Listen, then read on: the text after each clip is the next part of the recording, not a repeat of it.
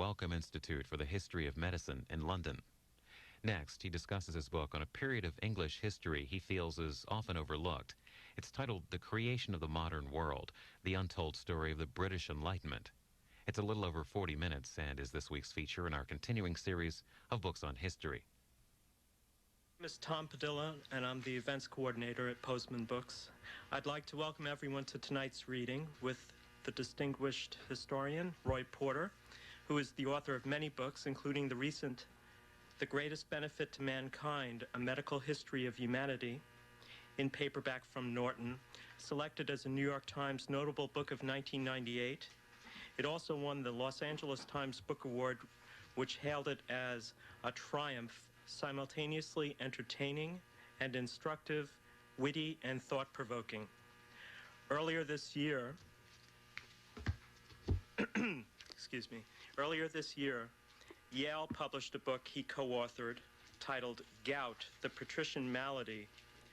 The reviewer for the TLS called it a lively and enjoyable reading experience. I read it and loved it, and we thought it was a terrific book, a great cover and a great title. Roy Porter is professor of the social history of medicine at the Wellcome Institute for the History of Science. He is also the editor of the Norton History of Science series. Today he reads from his latest, titled The Creation of the Modern World, from W.W. Norton. Subtitled The Untold Story of the British Enlightenment, it attempts to reclaim the role England and its thinkers and authors played in shaping continental and North American society. Afterwards, there will be a question and answer followed by a signing. Please welcome Roy Porter.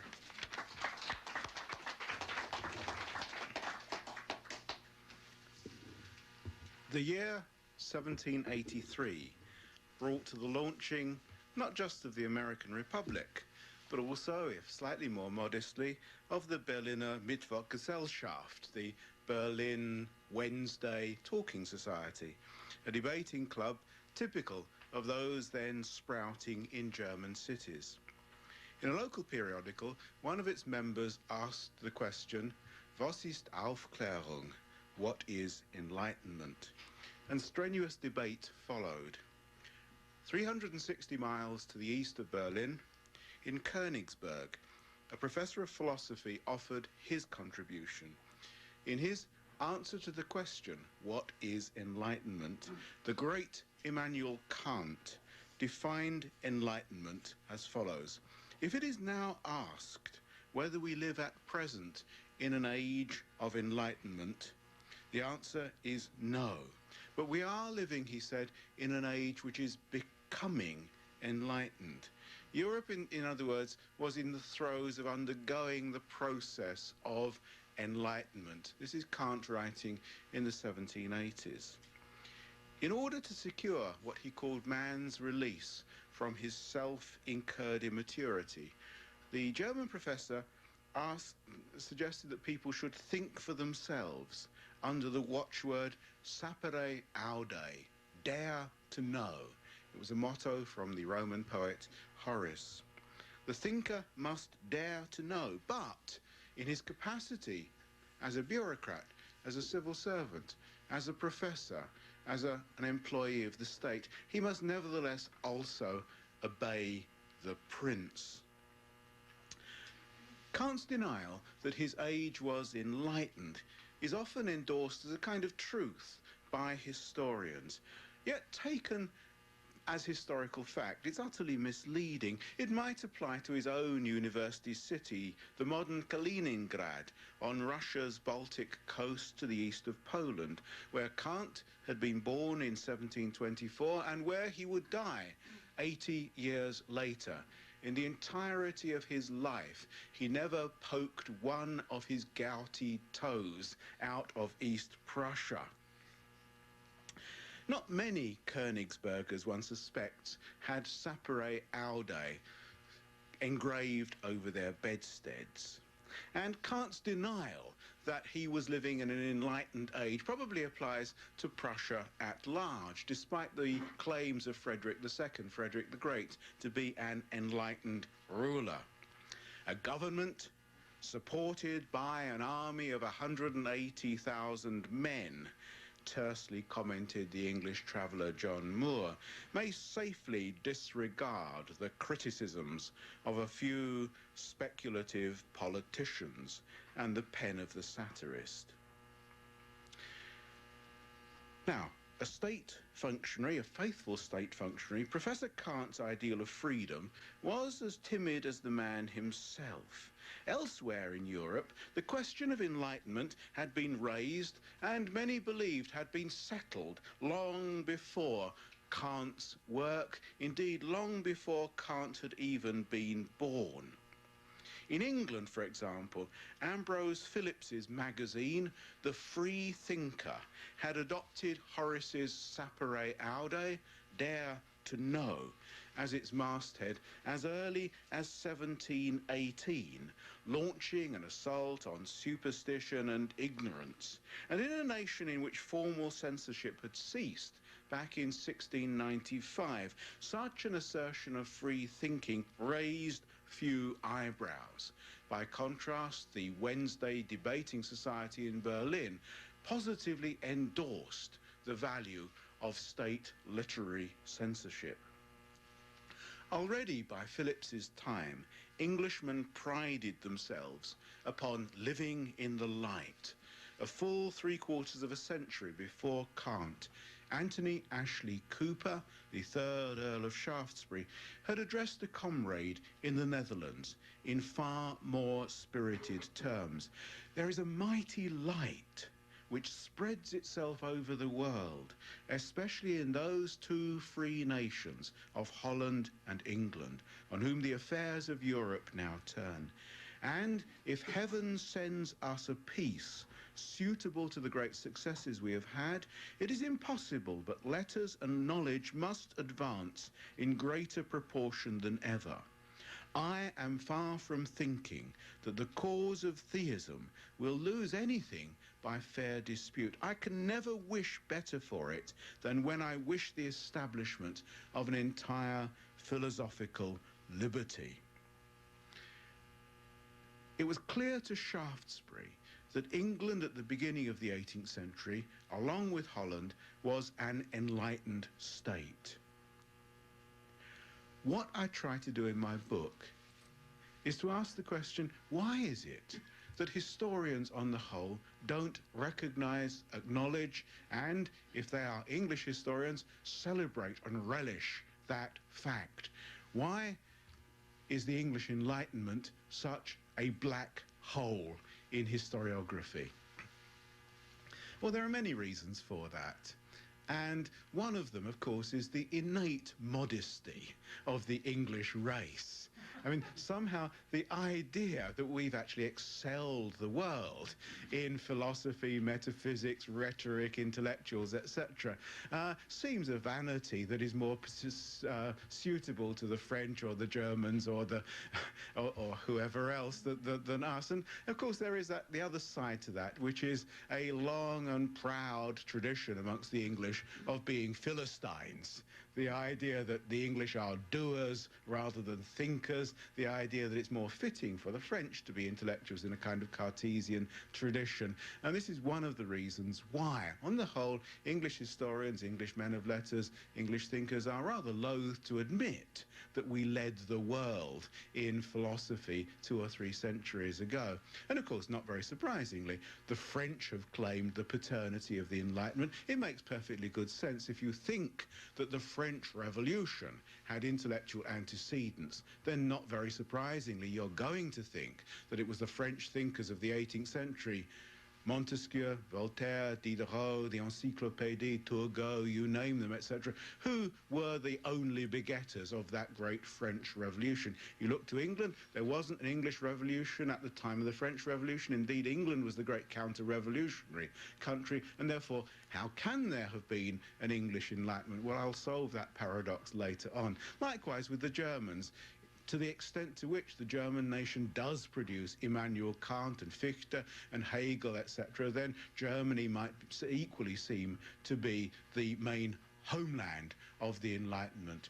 And it's interesting, I think, that so many notable American historians have looked to the French as being the real creators, the crucible, the cradle of Enlightenment. And I think it's partly because American academics love to have sabbaticals in Paris. And so it kind of, makes creature comfort sense to look to French scholarship. But it's also because of the very, very complicated Oedipal relationship in the 18th century between Britain and the 13 colonies, the sense that, if America had to rebel against England, then if America is enlightened, if America is the cause of republicanism and religious toleration, etc., then Britain must be cast in the role of villain as a rather unenlightened country. It seems to me, there's an element of truth in that, but in some senses what one can see is the Americans absorbing the importance of liberty and freedom and constitutionality and law and property and religious toleration from the homeland, and then actually putting those principles even more fully into effect than they were being effectuated in England, and more so than on the continent.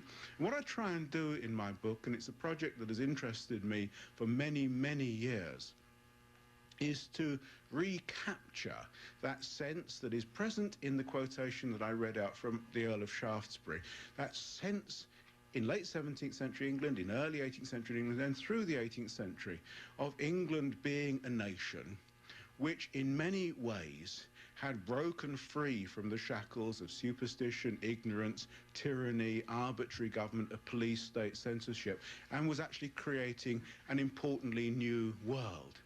And I'm obviously not the first person to think that. It was something which so many people in the 18th century already were emphasizing. You only have to read the writings of Voltaire or Diderot, for example, Montesquieu, the great Frenchman who came to England.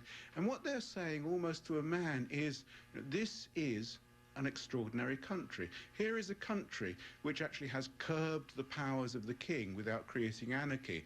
Here is a country which doesn't have religious uniformity enforced by bigotry, and yet equally hasn't got a religious civil war going on. Here is a country in which there is extreme economic individualism, and yet it is commercially flourishing. Indeed, it's becoming the most potent commercial empire the world has ever seen. So the contemporaries see a kind of paradox in England, that England is an example of everything that autocratic government says we ought to fear, and yet it is a unique and increasing success story.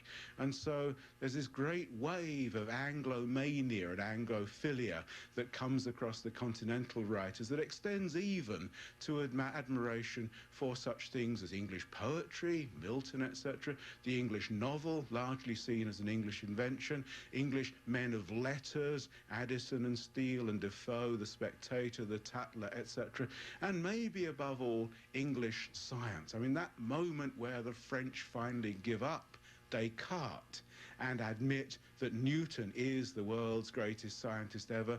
Newton with his symbolic prism and rainbow signifying the triumph of light. You'll remember Alexander Pope's couplet, nature and nature's laws lay hid in night. God said, let Newton be, and all was light. Wonderfully blasphemous verses when you think about them hard. And the equation there of England and Newton and light. England becomes the Lucifer, the light bringer of the modern world. So 18th century continentals knew that something was afoot intellectually, culturally, socially in 18th century England. And what I try to trace in my book is precisely what that was. And I think that there were two very important components to that. One component was, if you like, the thought of the age. And it's a thought that is crystallized in many ways in the writings of John Locke at the end of the 17th century, very beginning of the 18th century. Locke is the man who gives the world its first clear-cut liberal contractual theory of government, a theory of government immensely influential later on, not least for the founding fathers of the American Republic. Locke develops a new economic liberalism based upon the sanctity of individual property and therefore curbing the rights and powers of the state to interfere in the activities of the marketplace. Locke, above all, creates a new philosophy of the human mind, seeing the mind as starting off as a blank sheet of paper, open to every educational and environmental experience that is going to come in. Therefore, the human mind, rather than being tainted by original sin, is an infinitely malleable instrument, rather in the way that 20th century behaviorists have thought of it, infinitely improvable. Give a person a good education, give him or her a good environment, and there is no end to the improvability of the individual or to the perfectibility of the species. Locke it is also who creates the educational thought that goes with that philosophy of mind, and Locke it is not least who argues for and provides the blueprint for a philosophy of religious toleration in which all different religious sects can agree to differ, but agree to differ harmoniously rather than with bloodshed, as had been the case in the wars of religion.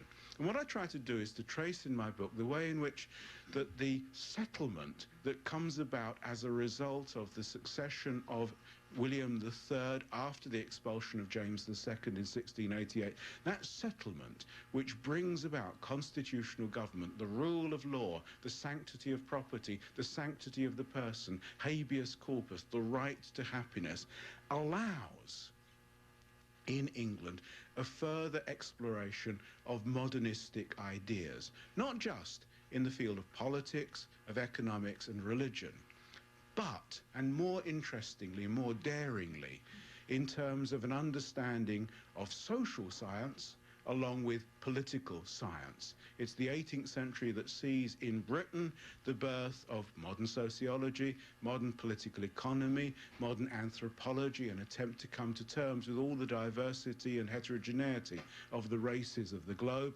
and above all, a modern science of psychology, understanding how the mind works, how thought patterns are put together, how the emotions operate, and mind-body relationships there, the ways in which the nerves and the senses are the medium through which thought is actually in operation.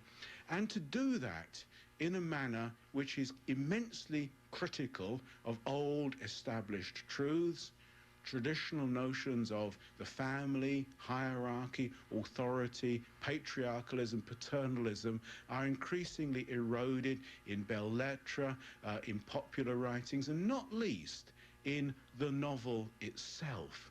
And the novel was widely admired on the continent. It's amazing how people like Diderot adulate authors such as Samuel Richardson, Lawrence Sterne, etc., etc. So what you find in the 18th century is a kind of ongoing dynamism of enlightenment within the Enlightenment. What became an established set of Enlightenment values at the beginning of the 18th century increasingly is subject to more and more rigorous criticism as the century goes on in later thinkers such as Bentham, Priestley, and one of my unsung heroes, William Godwin, that strange anarchistic figure who was such a radical individualist. He didn't merely want to get rid of government, he didn't merely want to get rid of marriage, but he wanted to abolish all orchestras, all stage plays, on the grounds that they were tyrannical impositions upon the individual of the thoughts of others. Now that's real radicalism,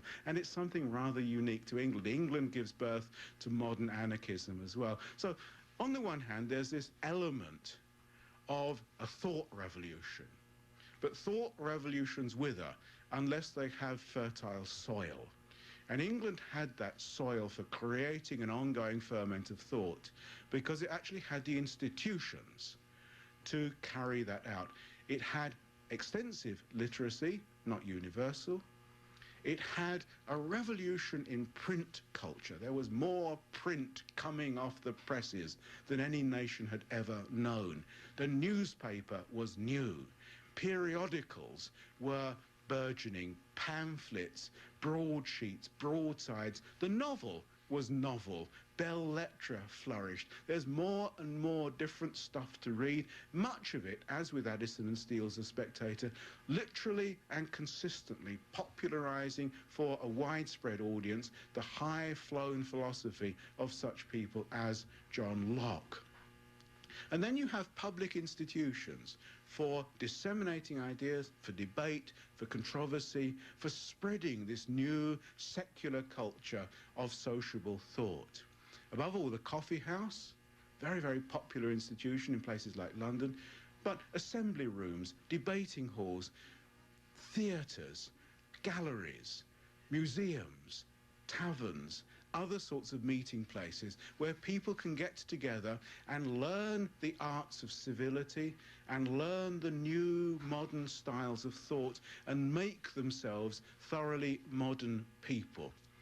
We are now undergoing an astonishing revolution in our own times. It's the electronic communication revolution.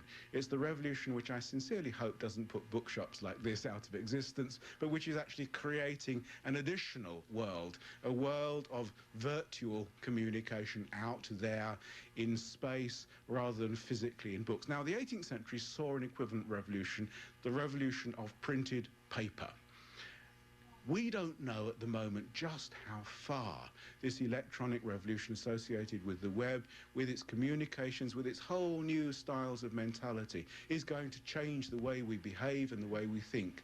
Increasingly, we're recognizing we're in the middle of a gigantic revolution along the lines of Marshall McLuhan's prophetic phrase, the medium is the message. And I think something like that was happening in the 18th century. This great print revolution, putting books, putting ideas, putting fiction into the hands of very large numbers of people was creating wholly new sensibilities.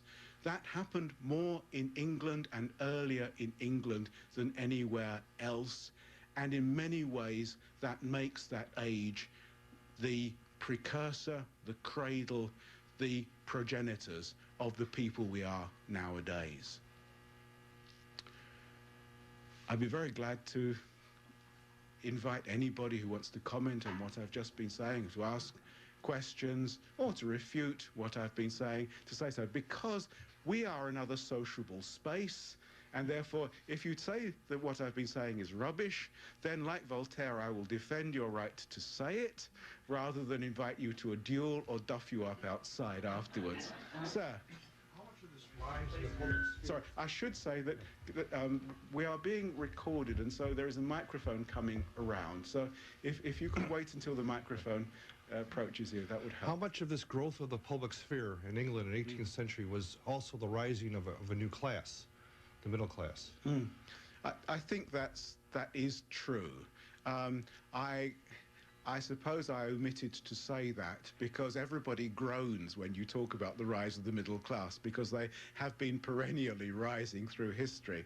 I don't think it's so much that there never had been a middle class before and somehow all of a sudden there is a middle class in the 18th century, but I do think that they become newly articulate and newly important, partly because of the renewed importance of the city. It's the urban middle class, it's the importance of city life and city commercial life and the institutions associated with that. For example, clubs, that is new, and London is undoubtedly above all important then. But it's also a way in which this middle class is breaking free from being in the thrall of the clergy, as traditionally it had been in earlier centuries, and is beginning to feel that it can think for itself and express its own opinions independently of clerical tutelage there. So I think that the middle class is not so much new, but it is flexing its muscles and is gathering a confidence in itself, which is new. Your problem is, why didn't the English get recognition for their role in the Enlightenment? We think of Diderot and Voltaire instead of others. I think it may have something to do with the fact that Hume wrote the dialogues on natural religion and didn't publish them until 50 years later. Now, given the free thought and free speech in England. Why was that? And it seems to me that we would have thought of Hume along with Voltaire if he'd been more published in that period. Yes, I don't think Hume seriously thought that somebody was going to burn him at the stake if he published his dialogues, but he is himself a notoriously prudent and conservative man who, in a slightly ironical way, uses extremely radical thought to support rather conservative conclusions. I mean, his psychology, which dissolves the self, is one which in the end argues for the continuation of the status quo in politics. So Hume is quite a complicated figure in that respect. I think that one of the reasons why historically and retrospectively the Enlightenment in England hasn't received the historical credit that is due to it is because of the way in which, after the French Revolution, and because of the role of Burke in the French Revolution and Burke's emphasis that abstract ideas and philosophical thought destabilizes, and in the case of France, destroys a regime that was probably worth conserving. Because of that, and because of Romanticism and the Romantic aesthetic and poetic revolt against the sensibilities of the 18th century, the Victorians gave 18th century English culture and thought a very bad press. And to some extent, we've not really freed ourselves from the judgment of the Victorians. And it's quite interesting that the phrase, the Enlightenment, is a coining of the 1860s. And it's used essentially in a negative and pejorative way in order to denounce what is considered to be shallow and glib intellectualizing. So the very concept of an enlightenment in the English language is seen right from the very beginning as a kind of slur and insult.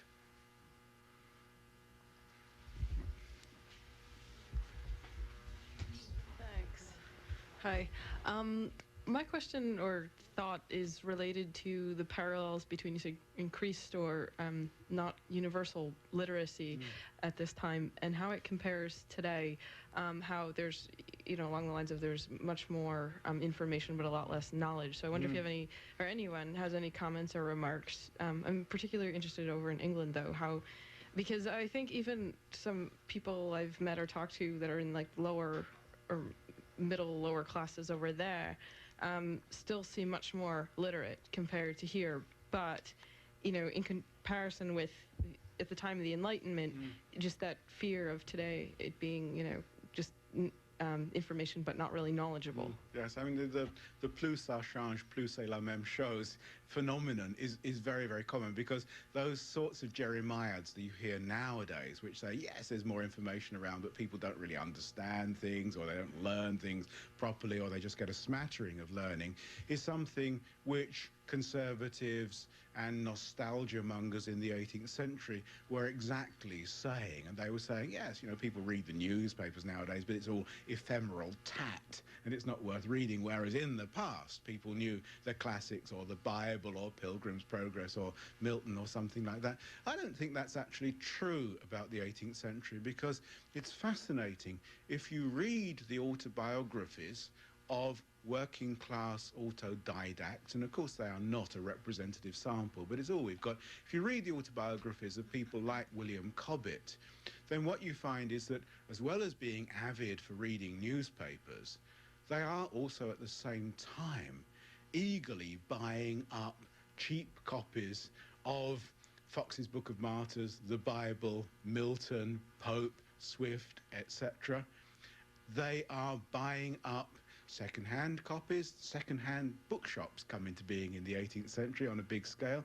They are buying up serialized books. You could buy books, huge books like Dr. Johnson's Dictionary. You didn't have to fork out 3 guineas to buy the whole lot. You could buy it in parts, 6pence a week, half a letter per week. You could accumulate the Encyclopedia Britannica over the course of a couple of years that way, very cheaply, very simply, very painlessly. There was a real attempt, I think, to get learning through to a widespread audience. And I think the other thing is that what foreigners noticed, I mean, obviously, there was a growing chasm, if you like, between the literate and the illiterate, between those who are really plugged into the smart culture of London and people who are hopelessly rustic. And you find that sort of chasm parodied in a lot of the theatre, etc. At the same time, one of the things that Continentals noticed is the degree to which English society was actually cohesive and inclusive. Continentals who went to an English coffee house said, it's really odd here. You find a few aristocrats here, some clergymen, a surgeon, a physician, etc. But you also find shoeblacks. You also find pastry cooks sitting there, and they're all arguing with each other about the merits of Whig politics or Anglican theology or something like that. Now, it is a world in which once you are literate, then somehow you are admitted into this club and you are part and parcel of the public sphere and the political nation. And that was something that foreigners sometimes admired, and sometimes they had great trepidations about, and they thought, you know, God forbid it actually happens back in Königsberg. I don't suspect that Immanuel Kant would have been very pleased to find his shoeblack talking politics. Can you just wait for the microphone? Sorry. I find your argument to be very interesting, sort of counter to everything I've always believed. So it's nice. But I think that it's not so easy to dispense with the French Revolution. I mean, it's there. It's. I noticed you didn't mention Rousseau. And I think that it's not sort of a historical coincidence that the French Revolution is there. Therefore, all of this attention is given to the French Enlightenment. It seems as if it's a very simple equation. It's the practical result of a society that was at least an aspect of the society that was imbued with Enlightenment thought. Absolutely, and to some extent I've been playing a kind of conjuring trick, but let me offer the two following thoughts. Firstly, a lot of good historical scholarship over the last 50 years, from Frenchmen such as Daniel Monet to American academics like Robert Danton nowadays, have argued convincingly that the supposed cast iron causal links between the ferment of thought that we call the French Enlightenment, Voltaire, Montesquieu, Rousseau, and the French Enlightenment is in fact a good deal more complicated and obscure than that.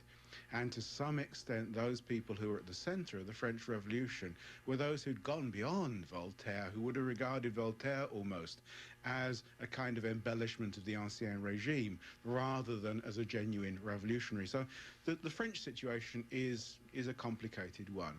And then the other thing I'd want to say is that, if you like, the reason why Britain didn't have a French Revolution at the end of the 18th century was because it didn't need one, because it had already eroded those very excrescences of the Ancien Regime that the French revolutionaries were fighting against, but which had ceased to exist in England in very large measure. Okay, sure, there's still a monarchy, but it is a constitutional monarchy. Still, there's an established church, but there's also religious toleration. Sure, there's an aristocracy, but it is a kind of capitalist aristocracy rather than a feudal aristocracy. So there aren't those glaring targets in England that were so easy for Rousseau or Voltaire or Montesquieu or whoever to pick off. And that's why, I mean, one way of characterizing it is the manner as used by the great New Zealand-born Johns Hopkins historian John Pocock, who wants to say that, yes, there was an Enlightenment in England, but we ought to look at it as a conservative Enlightenment, an equally real Enlightenment, but an Enlightenment that was trying to preserve a relatively free, prosperous and forward-looking state in England from its enemies, who were religious fanatics and bigots of both sides, and from a notion of plebeian ignorance, the vulgar populace, who were trying to drag England back into an old state. What you had in England was a situation in which relative free thinking could be free enough to speculate about mind and soul and body and psyche, and at the same time, genuinely progressive figures could apply scientific knowledge, technological knowledge to manufactures, to industry, to communications, to exploration, to travel, to science, and create that sort of mixture of free market and meritocratic capitalism, which the modern world thrives on and is inherited. You know, it's no accident in that sense that the French Revolution is a French phenomenon and the Industrial Revolution is largely a British phenomenon. I'm wondering if maybe reasserting the English role in the Enlightenment might be necessary, but sort of then is doing the same thing that ignoring it did, because I'm really interested in how the 18th century could be seen as much more of an international culture. I mean, if you're looking so much at how the Continentals were influenced by the English, then perhaps asserting a specifically English Enlightenment is sort of not productive. Yes. And I mean, I'm trying to redress a balance, if you like. And I'm very happy if people then say, yes, a lot of the English ideas that people like John Locke were putting forward at the end of the 17th century had Dutch roots. I won't deny that for a second. It does seem to me, however, important that there was a particular conjuncture at almost at the end of the 17th century, which was epochal for Europe. And that was the so-called Glorious Revolution of 1688, when William III came to the throne, which puts an end to English absolutism and the possibilities of English Roman Catholicism, and creates a kind of new constitutional regime at exactly the same time as Isaac Newton publishes his Mathematical Principles of Natural Philosophy in 1687. And that creates this new vision of a stable universe that is the analog, the mirror image of the stable state that eventually the Hanoverians, the Georgians, take over. So there's a kind of version which sees the cosmos, the macrocosm, and the body politic, both working according to fixed and constitutional rules. God becomes a constitutional monarch as much as William III is. And I think that there's a kind of symbolic clarity about that focuses and fixes the minds of Europe in a manner that never quite happens with any event in France or in Germany or in Switzerland or in Italy, etc. There is a kind of way in which it's no accident that when Voltaire gets kicked out of France because he's published libels against the Duke of Rouen, then he comes to England rather than somewhere else, and he writes a book called Lettres Anglaises ou Lettres Philosophiques, the philosophical letters or the English letters. And somehow it fixes in the mind of Europe, bizarrely though it may seem to modern English people, that England was a nation of philosophers.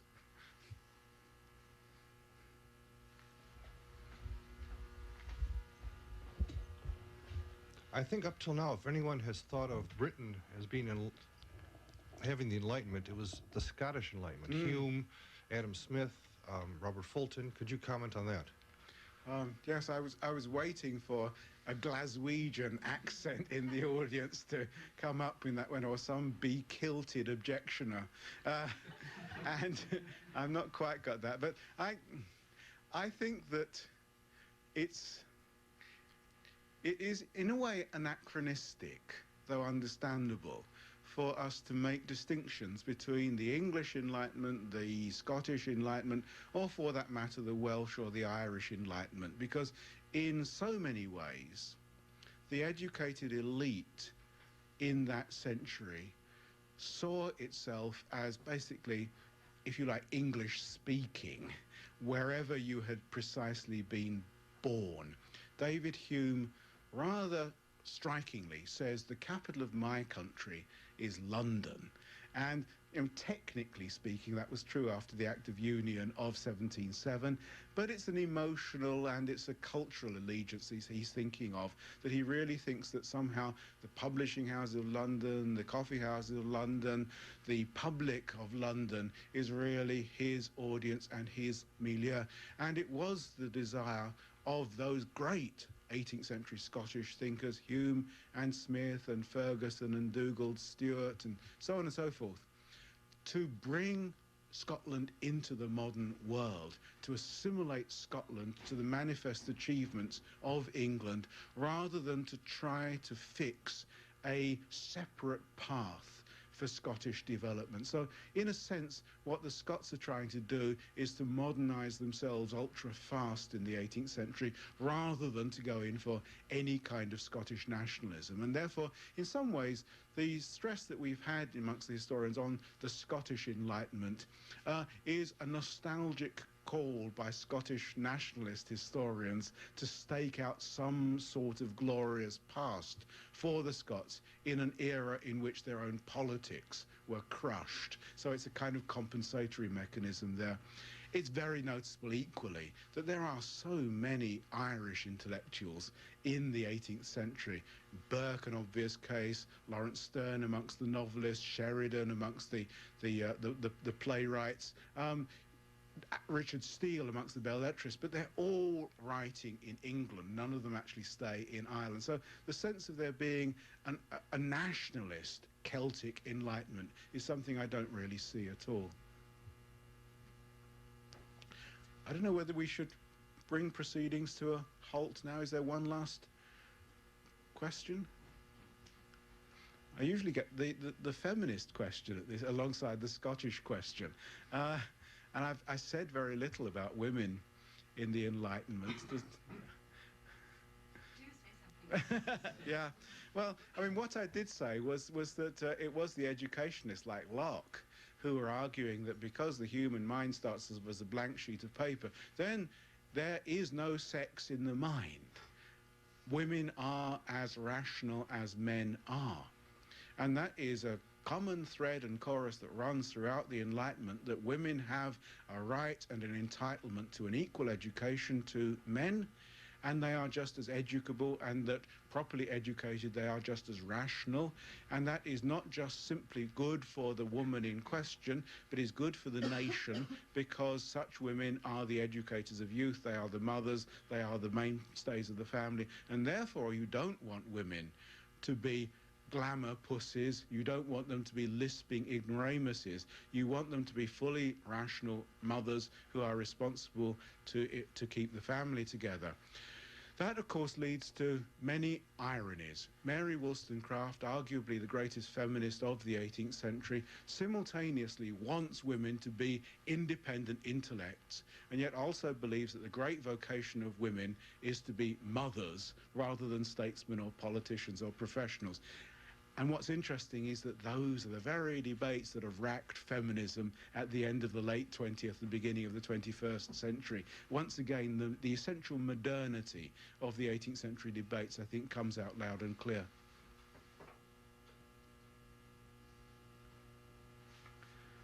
Well, thank you all for coming.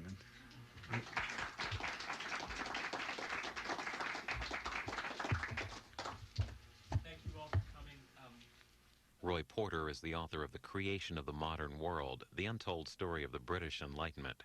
It's published by W.W. Norton. For more information, visit their website at www.norton.com.